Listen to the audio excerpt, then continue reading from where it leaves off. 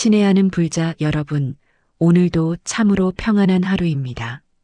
이 자리에 함께해 주신 모든 분들께 깊은 감사를 드립니다. 여러분 한 분 한 분이 이렇게 법당에 발걸음을 하시고 부처님 말씀에 귀 기울이시는 그 자체가 이미 큰 공덕이요. 아름다운 인연입니다. 자리에 편안히 앉아 잠시 눈을 감아 보십시오. 깊은 숨을 들이마셔 보십시오. 천천히, 아주 천천히 말입니다. 코로 들어오는 공기가 폐를 채우고 다시 천천히 내쉬는 그 호흡 속에서 지금 이 순간을 느껴보십시오. 지금 여러분의 마음 속에는 어떤 향기가 나고 있습니까? 혹시 근심에 쓴 냄새가 나고 있지는 않습니까? 아니면 과거에 달콤했던 추억의 향기가 떠오르고 있습니까? 혹은 미래에 대한 불안한 마음이 매캐한 연기처럼 피어오르고 있지는 않습니까?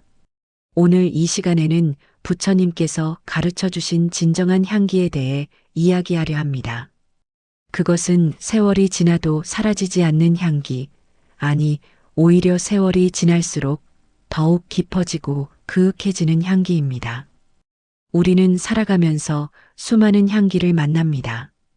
봄날 아침 창문을 열면 풍겨오는 화사한 매화 향기, 여름날 소나기가 지나간 뒤 대지에서 솟아오르는 싱그러운 풀내음, 가을 산을 걸으며 맡는 깊은 흙냄새와 낙엽의 향취, 그리고 추운 겨울날 방 안을 채우는 따뜻한 차 향기까지 말입니다.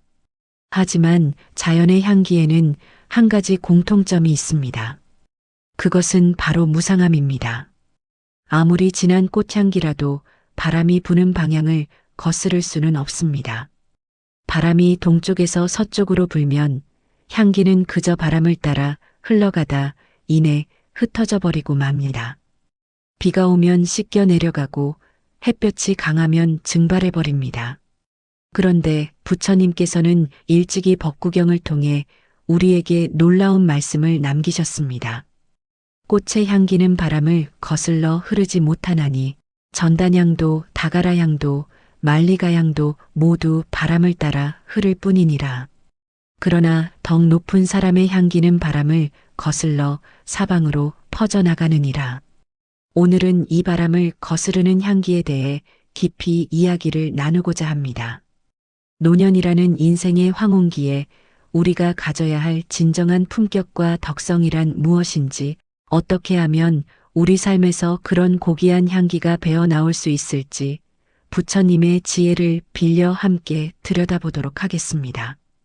불자 여러분, 꽃은 참으로 아름답습니다. 석가모니 부처님께서 영축산에서 설법하실 때 한 송이 꽃을 들어 보이셨다고 합니다. 수많은 제자들이 그 의미를 알지 못해 어리둥절해하고 있을 때 오직 가섭존자만이 빙글에 미소 지었습니다. 이것이 바로 염화시 중의 유명한 일화입니다. 꽃 한 송이에 우주의 진리가 담겨 있습니다. 꽃이 피기까지는 얼마나 많은 인연이 필요합니까? 씨앗이 땅에 떨어지고 적절한 온도와 습도가 있어야 하며 햇빛과 물, 그리고 시간이 필요합니다. 수많은 조건들이 화합하여 마침내 꽃 한 송이가 피어납니다. 그러나 그 아름다움은 영원하지 않습니다. 꽃이 피면 반드시 지는 법이고 향기가 나면 반드시 사라지는 법입니다. 며칠 길어야 몇 주를 견디지 못하고 꽃잎은 시들어 땅으로 떨어집니다. 이것이 바로 부처님께서 가르쳐 주신 재행무상의 이치입니다. 재행무상이란 모든 것은 변한다는 뜻입니다. 이 세상에 변하지 않는 것은 하나도 없습니다. 산도 바람에 깎이고 바다도 시간이 지나면 육지가 됩니다. 강물은 끊임없이 흐르고 구름은 모습을 바꾸며 계절은 돌고 돕니다. 우리의 젊음도 이와 같았습니다. 한때는 꽃처럼 화사했고 누군가의 시선을 사로잡는 진한 향기를 내뿜던 시절이 있었습니다.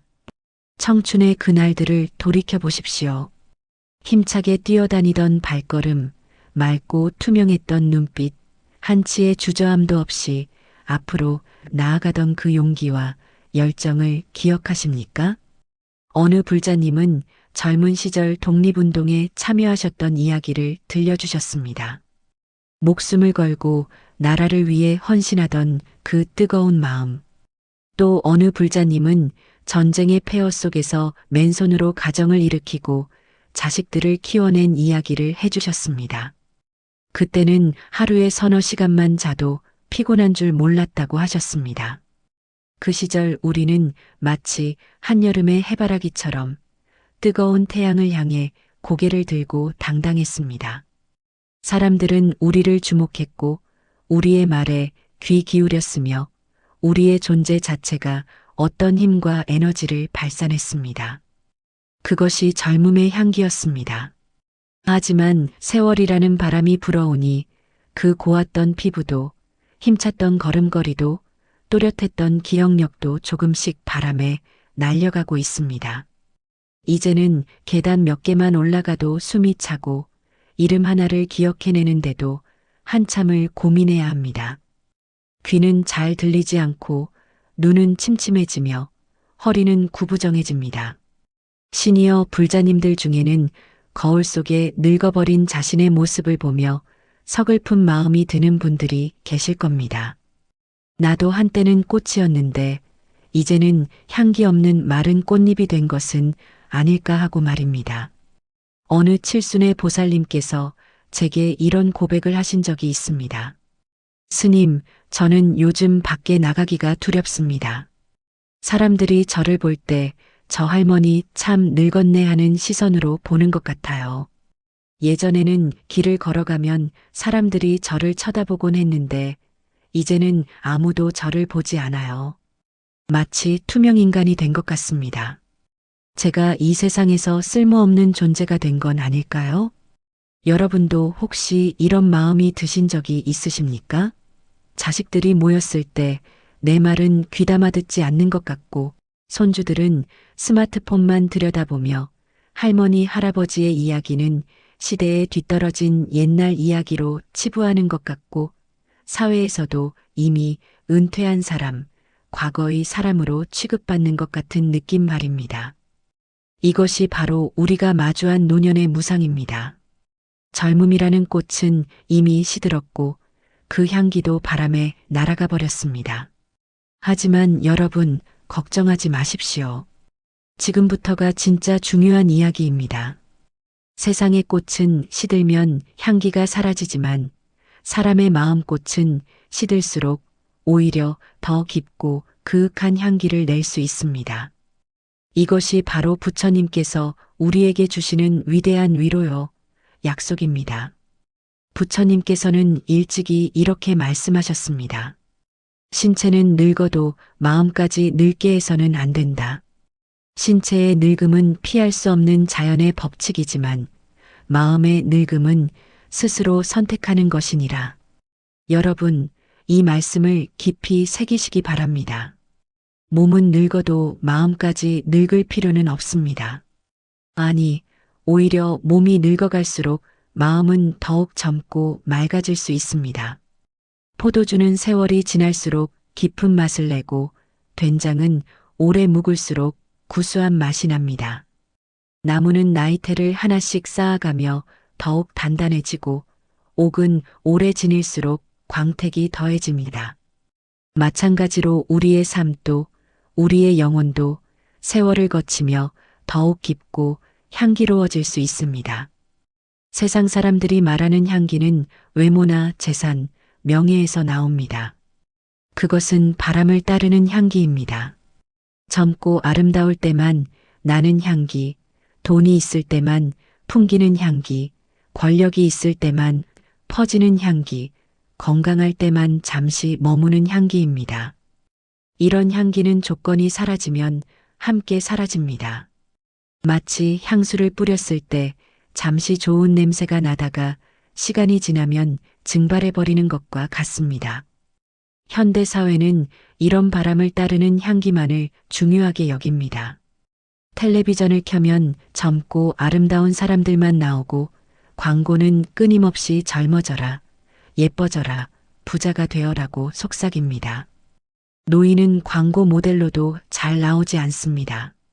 마치 늙음은 부끄러운 것이고 감춰야 할 것이며 가능하면 거부해야 할 것처럼 말입니다. 하지만 우리가 공부하는 부처님의 법은 전혀 다른 향기를 이야기합니다. 그것은 바로 바람을 거스르는 향기를 만드는 법입니다. 늙음이라는 바람이 불어오고 병이라는 바람이 불어오며 죽음이라는 것엔 폭풍이 몰아쳐도 결코 사라지지 않는 향기. 오히려 그런 역경의 바람 속에서 더욱 진하게 피어나는 향기. 그것이 바로 덕의 향기입니다. 그렇다면 바람을 거스르는 그 덕의 향기는 무엇이며 어떻게 만들어질까요? 먼저 덕이라는 한자를 살펴보겠습니다. 이 글자는 고들직, 마음심, 갈척이 합쳐진 글자입니다. 고든 마음으로 가는 길, 그것이 덕입니다. 다시 말해 덕이란 마음을 바르게 하고 올바른 길을 걸어가는 것을 의미합니다. 하지만 불교에서 말하는 덕성은 단순히 착하게 사는 것만을 의미하지 않습니다. 착한 것과 덕스러운 것은 비슷해 보이지만 다릅니다. 착함은 때로 약함이 될 수 있고 우유부단함이 될 수 있습니다. 하지만 덕은 지혜와 자비가 함께 있는 것입니다. 부처님께서는 이렇게 말씀하셨습니다. 덕이란 스스로를 이기는 것이요. 남을 이기는 것이 아니니라. 탐욕을 이기고 분노를 이기며 어리석음을 이기는 것이 진정한 덕이니라. 나이가 들수록 우리는 자꾸 무언가를 채우려 합니다. 자식에게 대접받고 싶고 주변 사람들에게 인정받고 싶으며 내가 과거에 얼마나 대단했는지 알아주길 바랍니다. 나는 이런 사람이었어. 나는 이런 일을 했어. 나는 너희들을 위해 이렇게 희생했어라고 말하고 싶어 합니다. 어느 법회에서 만난 한 보살님의 이야기입니다. 그분은 자식들이 명절에 모였을 때마다 똑같은 이야기를 반복하신다고 합니다. 내가 너희를 키우느라 얼마나 고생했는지 아니? 밥도 제대로 못 먹고 옷도 변변한 걸 못 입고 살았어. 너희 학교 보내느라 새벽부터 밤까지 일했다고. 그런데 요즘 너희들은 나한테 관심도 없지? 자식들은 처음에는 어머니 감사합니다라고 말하지만 해마다 똑같은 이야기가 반복되니 나중에는 귀를 막고 싶어집니다. 모임이 끝나면 자식들끼리 엄마 또 그 얘기하시네 하며 한숨을 쉽니다. 이분은 왜 이런 이야기를 반복하실까요? 그것은 인정받고 싶은 마음 때문입니다. 자신의 희생과 노고를 인정받고 사랑받고 싶은 것입니다. 하지만 인정을 요구할수록 오히려 사람들은 멀어집니다. 대접받으려는 마음이 강할수록 섭섭함이라는 악취가 나기 시작합니다. 내가 너를 어떻게 키웠는데, 내가 왕년에 어떤 사람이었는데, 내가 너희한테 얼마나 잘해줬는데. 이런 말들은 향기가 아닙니다. 오히려 주변 사람들을 무겁게 하고 멀어지게 하는 가람향류이 섞이지 않은 연기와 같습니다. 처음에는 안타까운 마음이 들지만 계속 반복되면 부담스럽고 피하고 싶어집니다. 한거사님께서 이런 고백을 하셨습니다. 스님, 저는 평생 성실하게 살았습니다. 회사에서도 인정받는 직원이었고 가정에서도 가장 역할을 충실히 했습니다. 그런데 은퇴하고 나니 아무도 저를 찾지 않습니다. 회사 사람들은 연락도 하지 않고 자식들은 용돈 드릴 때나 반갑게 맞이합니다. 저는 화가 납니다. 섭섭하고 원망스럽습니다. 이분의 마음을 이해합니다. 정말 서운하고 억울하실 겁니다. 하지만 이 섭섭함과 원망이 쌓이면 어떻게 될까요? 그 마음은 얼굴에 드러나고 말투에 배어 나오며 행동으로 나타납니다. 그러면 사람들은 더욱 멀어지고 그럴수록 더 섭섭해지는 악순환이 계속됩니다. 진정한 품격은 내려놓음에서 나옵니다. 부처님께서 안한존자에게 말씀하셨습니다. 안하나 수행자가 계를 지키고 스스로를 다스리며 탐욕을 멀리하면 그 사람에게서는 천상의 꽃보다 더 진한 향기가 난다. 그 향기는 바람을 따르지 않고 바람을 거슬러 사방으로 퍼져나가느니라. 계를 지킨다는 것은 무엇입니까? 그것은 스스로에게 규율을 세우고 욕심을 절제하며 마음을 다스리는 것입니다. 특히 노년에는 세 가지를 내려놓아야 합니다. 첫째, 자식에 대한 집착을 내려놓으십시오. 자식은 우리의 소유물이 아닙니다. 잠시 우리 몸을 빌려 이 세상에 왔다가 각자의 인연을 따라 살아가는 독립된 존재입니다. 우리가 자식을 키운 것은 대가를 바라고 한 것이 아니었습니다. 사랑으로, 기쁨으로 키웠습니다. 그 마음을 잊지 마십시오. 자식이 자주 찾아오지 않아도 괜찮습니다. 그들도 바쁜 삶을 살고 있습니다. 자식이 부모에게 효도하는 것도 중요하지만 부모가 자식에게 짐이 되지 않는 것도 효의 완성입니다. 어느 큰 스님께서 이런 말씀을 하셨습니다. 진정한 부모의 사랑은 자식이 자유롭게 날아갈 수 있도록 날개를 펼쳐주는 것이지 자식을 품 안에 가두는 것이 아니다. 둘째, 과거의 영광에 대한 미련을 내려놓으십시오. 내가 왕년에는 이라는 말은 하지 마십시오. 과거는 이미 지나갔습니다. 그 과거의 영광에 집착하는 것은 말라비틀어진 꽃을 붙들고 이 꽃이 한때 얼마나 아름다웠는지 아느냐고 우기는 것과 같습니다. 과거의 업적은 당연히 소중합니다. 그것은 여러분의 인생을 빛낸 아름다운 순간들입니다. 하지만 그것에 매달리지 마십시오. 과거의 자랑은 현재의 초라함을 더욱 부각시킬 뿐입니다. 대신 이렇게 생각하십시오. 나는 그런 경험을 했구나. 참 감사한 일이다. 그런 경험이 있었기에 지금의 내가 있구나. 감사하되 집착하지 마십시오. 셋째, 내 의견이 옳다는 고집을 내려놓으십시오. 나이가 들면 경험이 쌓이니 자연스럽게 내가 더 잘 안다는 생각이 듭니다. 그래서 젊은이들에게 자꾸 가르치려 들고 충고하려 들며 바로잡아주려 합니다. 하지만 시대는 변했습니다. 여러분이 살아온 세상과 지금 젊은이들이 살아가는 세상은 다릅니다.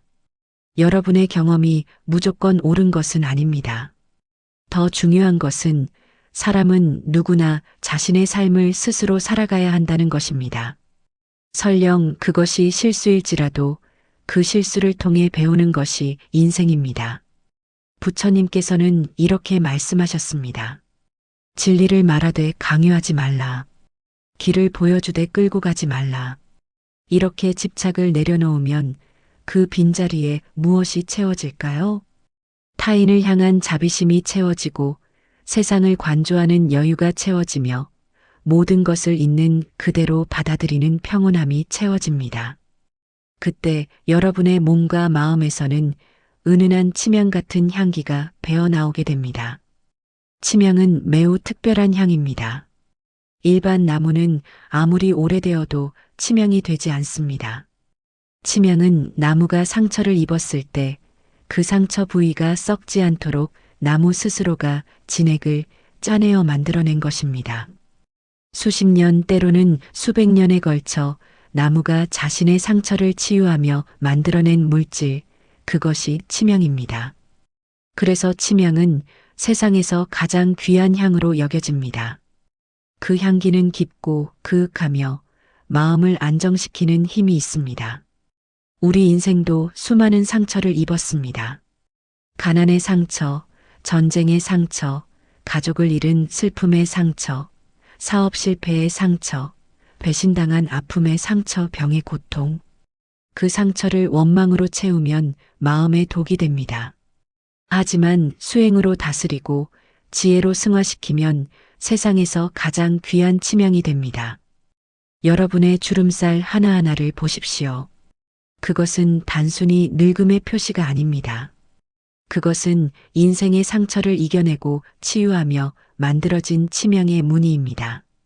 그 무늬에서 배어나오는 덕성이 바로 바람을 거스르는 향기입니다. 한 보살님의 이야기를 들려드리겠습니다. 그분은 평생 교사로 살아오셨습니다. 명예로운 직업이었고 많은 제자들을 길러냈습니다. 은퇴 후에도 옛 제자들이 찾아와 감사 인사를 드리곤 했습니다. 그런데 점차 시간이 지나자 찾아오는 제자들이 줄어들었습니다. 처음에는 섭섭했습니다.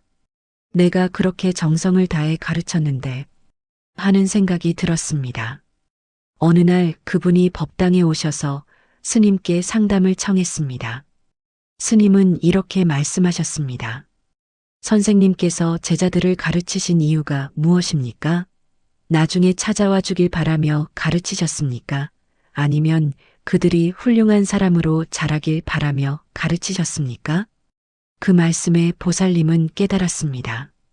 자신은 대가를 바라지 않고 가르쳤는데 언제부터인가 보상을 기대하고 있었던 것입니다. 그날부터 보살님은 마음을 바꾸었습니다. 제자들이 찾아오지 않아도 괜찮다고 생각했습니다. 대신 소식이 들릴 때마다 잘 살고 있구나 하며 기뻐했습니다. 직접 만나지 않아도 그들이 사회에서 바르게 살아가는 것만으로도 감사했습니다. 그리고 그분은 이제 과거의 영광을 자랑하는 대신 젊은 스님들과 보살님들의 이야기를 듣는데 더 많은 시간을 보내십니다. 충고하지 않고 가르치려 들지 않고 그저 들어주고 공감해 주십니다. 요즘 그분을 만나면 참 편안합니다. 곁에 있으면 마음이 평온해집니다. 말씀은 많지 않으시지만 그 침묵 속에서 깊은 향기가 느껴집니다. 이것이 바로 비움을 통해 얻은 덕의 향기입니다. 이제 우리가 일상에서 어떻게 이 향기를 가꿀 수 있을지 구체적인 실천법을 말씀드리겠습니다. 부처님께서 가르쳐 주신 사서법을 중심으로 시니어 불자님들이 실천할 수 있는 방법들을 나누겠습니다. 사람의 향기는 입을 통해 가장 먼저 전달됩니다. 부처님께서는 말은 곧 그 사람이라고 하셨습니다. 우리가 하는 말 한마디 한마디가 우리의 인격을 드러내고 우리의 수행 정도를 보여줍니다. 나이가 들면 잔소리가 많아지기 쉽습니다. 경험이 쌓이다 보니 자연스럽게 남의 잘못이 눈에 들어옵니다. 그렇게 하면 안 돼. 내가 보니까 말이야. 요즘 젊은 사람들은 하지만 덕 있는 불자는 말을 아낍니다. 부처님께서도 침묵은 금이요, 말은 은인이라고 하셨습니다. 꼭 해야 할 말이 있다면 그때는 꽃처럼 부드럽고 따뜻하게 합니다. 말을 할 때 4가지를 점검하십시오. 첫째, 이 말이 진실한가? 사실인가? 둘째, 이 말이 필요한가? 꼭 해야 하는 말인가? 셋째, 이 말이 적절한 때인가? 지금이 할 때인가? 넷째, 이 말이 부드러운가? 듣는 사람이 받아들일 수 있는가? 이 4가지를 모두 통과한 말만 하십시오. 그러면 여러분의 말은 자연스럽게 줄어들 것이고 그 줄어든 말은 무게와 향기를 갖게 될 것입니다. 구체적인 실천 방법. 비판하기보다는 칭찬하십시오. 그것은 잘못됐어 보다 이 부분은 참 좋구나라고 말하십시오. 따지기보다는 그럴 수도 있겠구나 하며 고개를 끄덕여 주십시오. 상대방의 입장에서 이해하려 노력하십시오. 자랑하기보다는 감사하십시오. 내가 이런 일을 했어 보다 그때 주변 분들 덕분에 할 수 있었어라고 말하십시오. 명령하기보다는 부탁하십시오. 이거 해가 아니라 이것 좀 도와줄 수 있겠니? 라고 말하십시오. 불평하기보다는 이해하십시오. 왜 안 와? 가 아니라 바쁘겠구나 라고 생각하십시오. 한거사님의 변화를 말씀드리겠습니다. 그분은 평소 자식들에게 이렇게 말씀하셨습니다. 전화 좀 자주 해라. 부모가 궁금하지도 않니? 그런데 어느 날부터 이렇게 바꾸셨습니다. 애들아, 바쁠 텐데 무리해서 연락하지 않아도 돼. 아빠는 괜찮아. 너희가 건강하고 행복하게 지내는 게 제일 중요해. 처음에는 자식들도 또 시작이구나 했지만 정말로 잔소리가 줄어들고 부드러운 말만 하시자 자식들이 먼저 더 자주 연락하게 되었습니다. 강요하지 않으니 오히려 효심이 우러나온 것입니다. 이것이 바로 부드러운 말씨의 힘입니다. 두 번째는 평온한 표정입니다. 부처님의 30 이상 중에서도 특히 강조되는 것이 자비로운 얼굴입니다. 부처님은 항상 미소를 머금고 계셨다고 합니다. 그 미소가 바로 자비의 표현이었습니다. 거울을 보며 자주 미소 지으십시오. 억지로라도 좋습니다. 처음에는 어색하더라도 계속 연습하다 보면 자연스러워집니다. 그리고 신기하게도 얼굴에 미소를 머금으면 마음도 따라서 밝아집니다. 과학자들이 연구한 결과가 있습니다. 우리가 웃으면 뇌에서 세로토닌이라는 행복 호르몬이 분비된다고 합니다.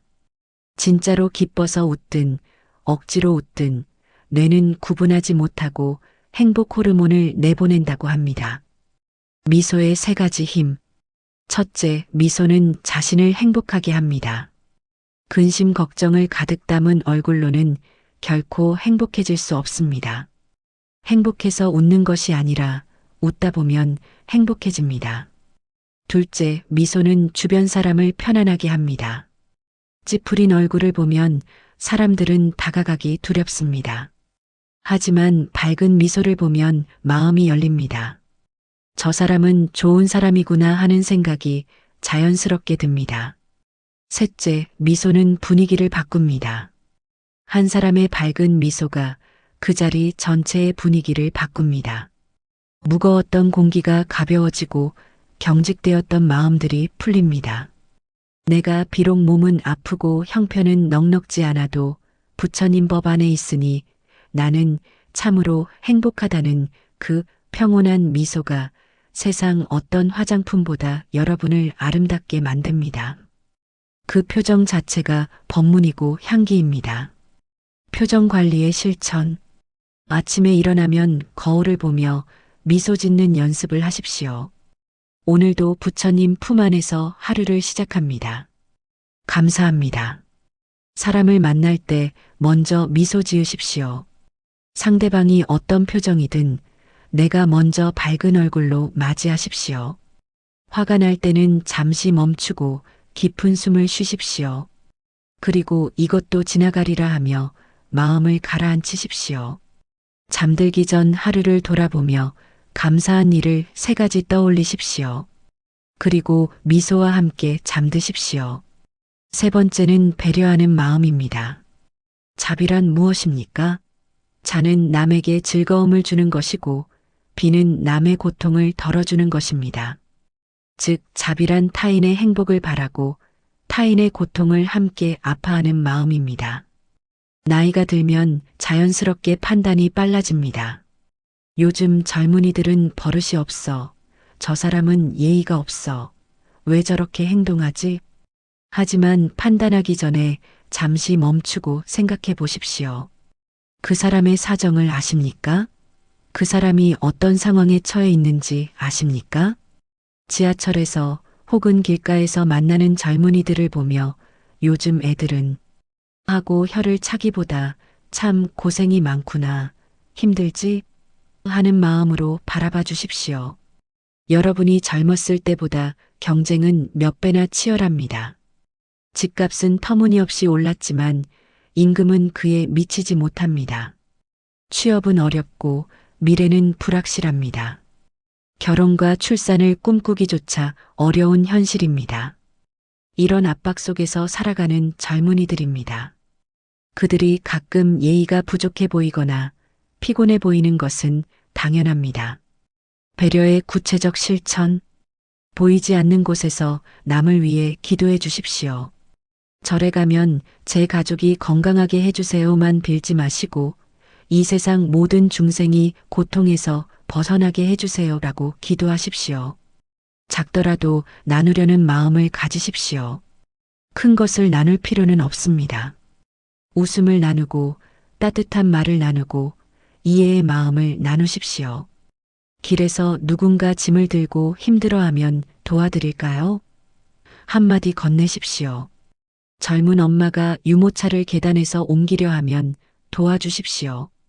젊은이들의 새로운 문화를 이해하려 노력하십시오. 모르는 것이 있으면 겸손하게 물어보십시오. 이게 뭐니? 나한테 좀 가르쳐 줄래? 이렇게 말하면 젊은이들도 기꺼이 설명해 줍니다. 한 보살님께서 이런 경험을 나누셨습니다. 길을 가다가 젊은 청년이 길바닥에 앉아 담배를 피우고 있었답니다.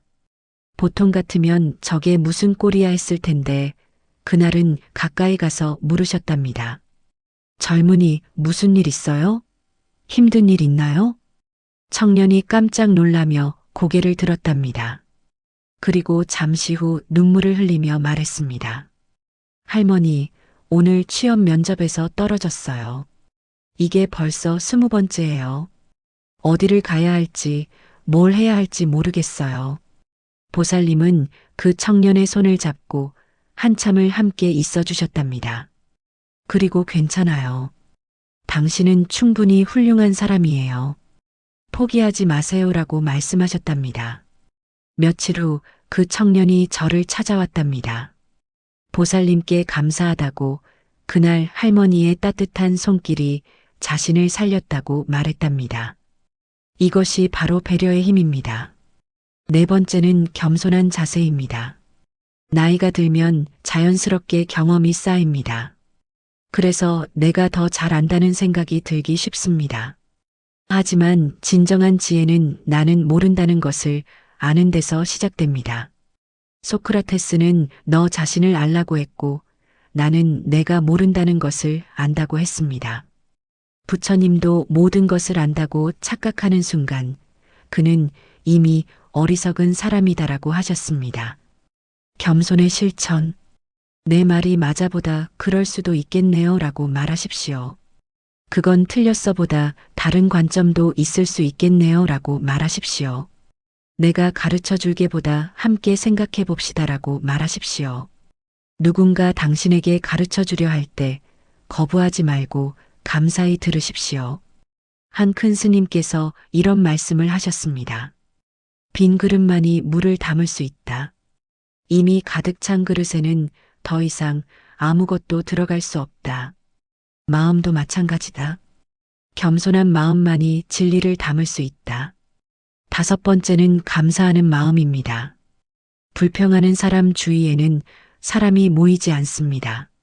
하지만 감사하는 사람 주위에는 자연스럽게 사람들이 모입니다. 감사는 세상에서 가장 강력한 자석입니다. 매일 실천할 감사. 아침에 눈을 뜨면 오늘도 하루를 주셔서 감사합니다. 밥을 먹을 때 이 음식을 주신 모든 분들께 감사합니다. 잠들기 전 오늘 하루도 무사히 보내게 해주셔서 감사합니다. 불평을 감사로 바꾸는 연습을 하십시오. 다리가 아파 아직 걸을 수 있어서 감사합니다. 귀가 잘 안 들려 그래도 들을 수 있어서 감사합니다. 자식들이 안와 건강하게 살고 있어서 감사합니다. 돈이 부족해 오늘 먹을 것이 있어서 감사합니다. 감사 일기를 쓰십시오. 매일 저녁 오늘 감사한 일 3가지를 적으십시오. 처음에는 어렵더라도 계속하다 보면 감사할 일이 보이기 시작합니다. 그리고 신기하게도 감사할 일이 점점 더 많아집니다. 불자 여러분, 우리는 언젠가 이 세상을 떠납니다. 이것은 피할 수 없는 사실입니다. 부처님께서도 생로병사를 말씀하시며 죽음은 삶의 한 부분임을 가르치셨습니다. 꽃이 지는 것은 자연의 섭리입니다. 봄에 피었던 꽃이 여름을 거쳐 가을에 떨어지듯 우리도 태어나 자라고 늙어 마침내 이 몸을 벗게 됩니다. 하지만 많은 사람들이 죽음을 두려워합니다. 왜 그럴까요? 그것은 죽음을 끝이라고 생각하기 때문입니다. 하지만 부처님의 가르침은 다릅니다. 죽음은 끝이 아니라 전환입니다. 마치 옷을 갈아입듯 낡은 몸을 벗고 새로운 생으로 가는 것입니다. 여러분이 세상을 떠난 뒤 무엇이 남을까요? 재산은 자식들이 나눠 가질 것입니다.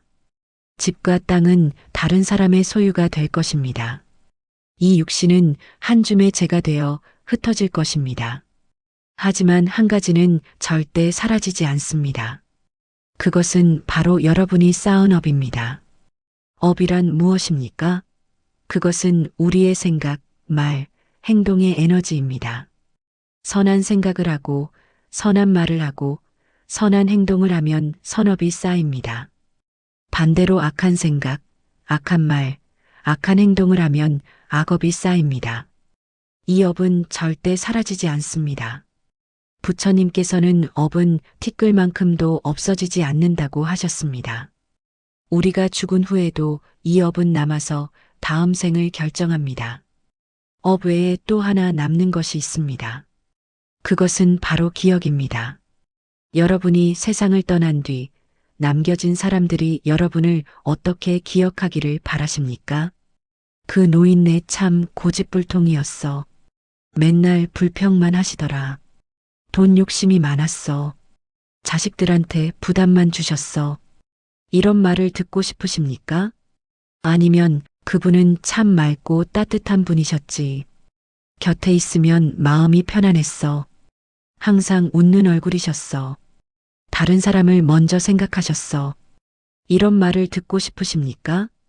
우리가 남기는 가장 중요한 유산은 돈이나 재산이 아닙니다. 그것은 바로 우리가 살아온 방식, 우리가 사람들을 대한 태도, 우리가 풍긴 향기입니다.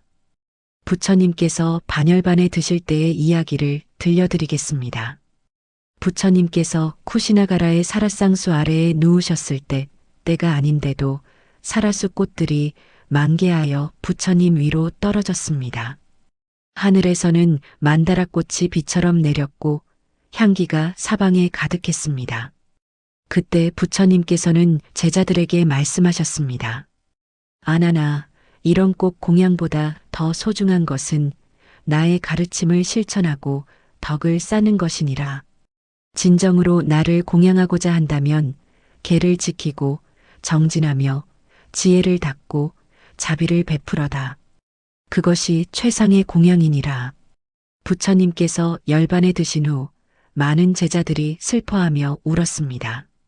하지만 가섭존자는 울지 않았습니다. 다른 제자들이 당신은 스승님을 사랑하지 않습니까? 라고 묻자 가섭존자는 이렇게 대답했습니다. 부처님께서는 육신으로 계시지 않지만 그분의 법은 영원히 우리와 함께 있습니다. 부처님의 가르침을 실천하는 것이 진정으로 부처님을 살아있게 하는 것입니다. 바람을 거스르는 향기는 죽음의 바람조차 거스릅니다. 육신은 한 줌의 재로 돌아가지만 여러분이 쌓은 덕성과 자비의 자국은 이 세상에 남아 향기로 전해집니다. 또한 그 향기는 여러분의 업이 되어 다음 생을 밝히는 등불이 됩니다.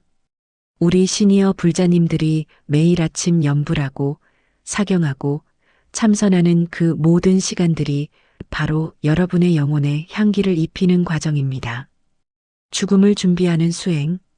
첫째, 매일 아침 이렇게 생각하십시오. 오늘이 내 인생의 마지막 날이라면 나는 어떻게 살 것인가? 둘째, 용서하십시오. 용서하지 못한 사람이 있다면 지금 용서하십시오. 원망을 품고 죽으면 그 원망이 악업이 됩니다. 셋째, 감사하십시오. 이 생에서 만난 모든 인연에 감사하십시오. 좋은 인연도 어려웠던 인연도 모두 나를 성장시킨 스승입니다. 넷째, 나누십시오. 가진 것을 나누고 지혜를 나누고 사랑을 나누십시오. 다섯째, 정진하십시오. 마지막 숨을 거둘 때까지 수행을 멈추지 마십시오. 정토종에서는 아미타불을 염하며 극락왕생을 기원합니다. 극락정토는 어디에 있습니까? 물론 서방 10만억 국토 너머에 있다고 합니다. 하지만 진정한 극락은 우리 마음속에 있습니다. 마음이 맑고 평온하면 그곳이 곧 극락입니다. 여러분이 지금 이 순간 덕을 쌓고 자비를 베풀며 평온한 마음으로 산다면 여러분은 이미 극락에 발을 딛고 계신 것입니다. 그리고 이 생을 마치고 다음 생으로 갈 때 여러분이 쌓은 선업과 덕성이 여러분을 극락으로 인도할 것입니다. 오늘 이야기를 정리하겠습니다. 첫째, 꽃의 향기는 짧고 바람에 휘둘리지만 덕의 향기는 길고 바람을 이겨냅니다. 둘째, 늙음은 끝이 아니라 향기의 완성입니다. 셋째, 집착을 버리고 비울 때 진정한 향기가 시작됩니다. 넷째, 부드러운 말, 평온한 표정, 배려하는 마음이 향기를 만듭니다. 다섯째, 이 향기는 죽음을 넘어 영원히 이어집니다. 시니어라는 시간은 인생의 끝이 아니라 가장 진한 향기를 완성하는 숙성의 시간입니다. 포도주가 오래 묵을수록 깊은 맛을 내듯 된장이 오래 발효될수록 구수한 맛을 내듯 우리의 인생도 시간이 지날수록 더 깊고 향기로워질 수 있습니다. 주름진 얼굴은 지혜의 훈장이며 하얗게 센 머리카락은 순수한 구도의 상징입니다. 굽은 허리는 겸손의 표시이며 느린 걸음은 여유의 증거입니다. 오늘부터 스스로를 늙은이라 부르지 마시고 향기로운 수행자라고 부르십시오. 부처님께서 말씀하셨습니다. 나이 든 수행자는 보배와 같으니라. 그들은 오랜 세월 수행을 통해 번뇌를 다스리고 지혜를 쌓았느니라. 그들의 존재 자체가 세상에 비치며 그들이 걷는 곳마다 향기가 퍼져나가느니라. 여러분은 이미 보배입니다. 여러분이 살아온 그 세월 자체가 귀한 것입니다. 고난을 이겨내고 역경을 견디며 사랑하고 용서하며 살아온 그 모든 순간들이 여러분을 보배로 만들었습니다. 오늘 이 자리에서 들으신 말씀을 잊지 마십시오. 집에 돌아가시면 거울을 보며 미소 짓는 연습을 시작하십시오. 감사 일기를 쓰기 시작하십시오. 매일 아침 나무 아미타불을 108번 염하십시오. 주변 사람들에게 부드러운 말을 건네십시오. 집착을 하나씩 내려놓으십시오. 작은 실천부터 시작하십시오. 한 번에 모든 것을 바꿀 필요는 없습니다. 하루에 한 가지씩만 실천해도 1년 후면 365가지가 달라집니다. 여러분의 말 한마디에 자비가 실리고 손길 하나에 온기가 담기며 생각 하나하나가 부처님의 지혜와 닮아갈 때 여러분은 이미 바람을 거슬러 사방으로 퍼져나가는 고귀한 향기의 주인공이십니다. 세상이 아무리 험한 바람을 일으켜도 시대가 아무리 빠르게 변해도 사람들이 노인을 소외시켜도 여러분의 마음속에 피어난 덕의 향기는 결코 흔들리지 않을 것입니다. 그 향기가 여러분의 남은 생을 평온하게 지켜주고 여러분의 가정을 화목하게 하며 여러분이 만나는 모든 사람들에게 위로가 되고 마침내 극락 정토의 연꽃 향기로 이어지기를 간절히 축원합니다. 이 법문의 공덕을 회양합니다. 이 자리에 함께하신 모든 불자님들이 건강하시고 평안하시기를, 여러분의 가정이 화목하고 자손이 번창하기를, 여러분이 쌓은 선업이 꽃이 되어 극락 정토에 피어나기를, 이 세상 모든 중생이 고통에서 벗어나 행복하기를 발언합니다. 나무석가모니불, 나무아미타불, 나무간세음보살, 오늘도 부처님 품 안에서 향기로운 하루 보내십시오. 여러분 한 분 한 분이 이 세상을 밝히는 등불이요, 향기입니다. 자신을 사랑하십시오. 타인을 사랑하십시오. 세상을 사랑하십시오. 그리고 무엇보다 지금 이 순간을 사랑하십시오. 오늘 이 자리를 떠나실 때 한 가지만 기억해 주십시오. 여러분은 이미 충분히 아름답고 충분히 가치 있으며 충분히 사랑받을 자격이 있는 분들입니다. 나이는 숫자일 뿐 여러분의 영혼은 날마다 더 젊어지고 있습니다. 집으로 돌아가는 길에 여러분이 만나는 모든 사람에게 미소를 선물하십시오. 그 미소가 바로 바람을 거스르는 향기입니다. 다음 이야기로 만날 때까지 부처님의 자비가 여러분과 함께 하시길 바라겠습니다.